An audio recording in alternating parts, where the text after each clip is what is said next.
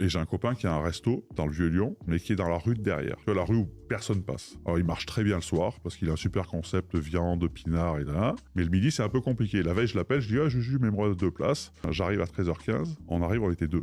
Donc c'est-à-dire que ces 3 personnes en cuisine et ces 2 personnes dans la salle nous avaient attendu tout le service pour faire 2 couverts.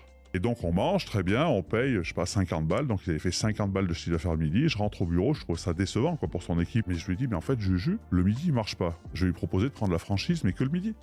Et puis c'est canon, je l'appelle, je lui dis, il me dit, ah, putain c'est une super idée, on va attirer une nouvelle clientèle, on va être identifié, les gens vont se déplacer. Le soir, j'appelle Tony comme tous les soirs où on fait un point sur notamment Rockfield machin, je lui raconte l'histoire de Juju, il dit c'est une bonne idée. Tony à 18h51 ce même jour-là m'envoie un SMS, il me dit je viens d'avoir une idée de dingue, mais je crois qu'elle est trop dingue. Il me dit en fait ce que tu as proposé à Juju, on peut le proposer à tous les restaurants en France. Mais il y en a plein qui ont besoin de notoriété, qui veulent créer des événements, qui veulent être uniques, qui veulent être différenciants, qui veulent attirer une nouvelle clientèle, faire une nouvelle cuisine, enfin, plein de raisons. On travaille, on réfléchit un peu sur le modèle et on se dit, en fait, on va pas du tout lancer de franchise,